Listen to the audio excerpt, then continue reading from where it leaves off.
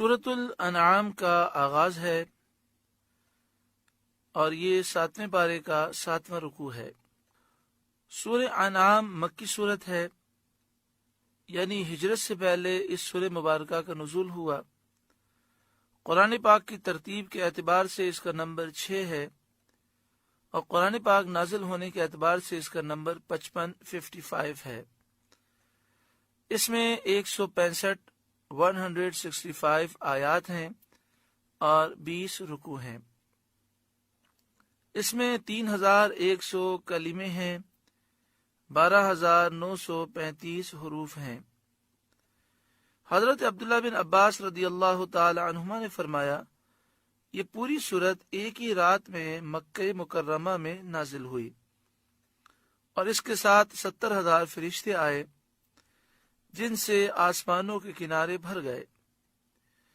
ये भी एक रिवायत में है कि वो फरिश्ते तस्बीह और तकदीस करते आए और सैयद आलम सल्लल्लाहु अलैहि वसल्लम सुबहान रब्बियल अज़ीम फरमाते हुए सर बसुजूद हुए, यानी आप सुबहान रब्बियल अज़ीम फरमाते हुए सज्दे में तशरीफ ले गए।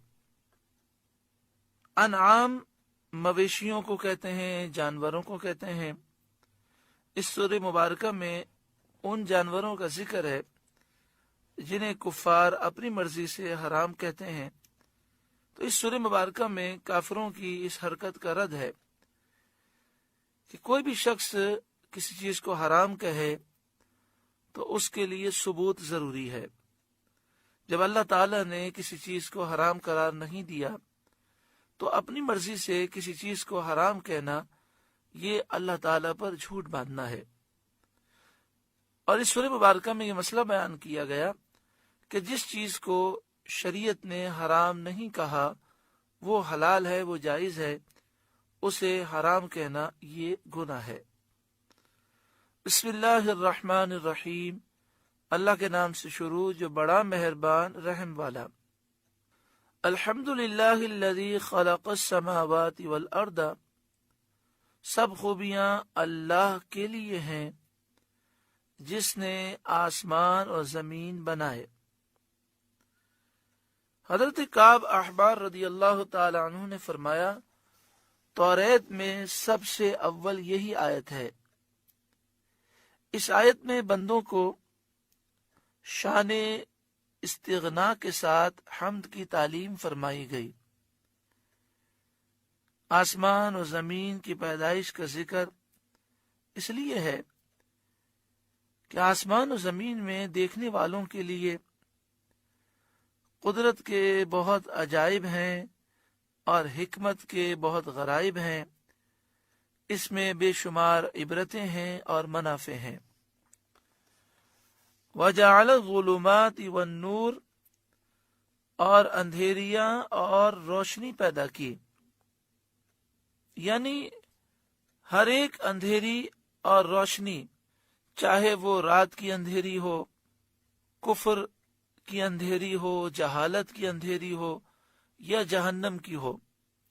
और इसी तरह रोशनी चाहे वो दिन की हो, ईमान की रोशनी हो, हिदायत की रोशनी हो, इल्म की रोशनी हो, जन्नत की रोशनी हो, सबको बनाने वाला अल्लाह रब्बुल आलमीन है।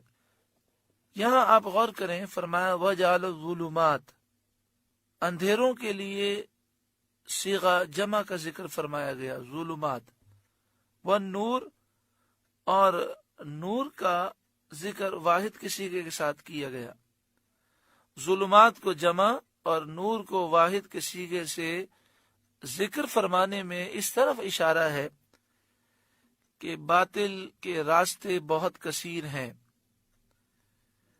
और हक की राह, हक का रास्ता सिर्फ एक है और वो दीन इस्लाम है। इसलिए नूर को वाहिद जिक्र फरमाया गया। सुम्मल्लज़ीन कफ़रू बिरब्बिहिम यअदिलून, इसके बावजूद काफिर लोग अपने रब के बराबर ठहराते हैं। बावजूद ऐसे दलाइल पर मुत्तले होने और कुदरत के ऐसे निशानात देखने के बावजूद काफिर लोग اپنے رب کے برابر دوسروں کو ٹھہراتے ہیں، یہاں تک کہ پتھروں کو پوجتے ہیں، باوجود اس کے کہ وہ اس بات کا اقرار کرتے ہیں کہ آسمانوں و زمین کا پیدا کرنے والا اللہ ہے۔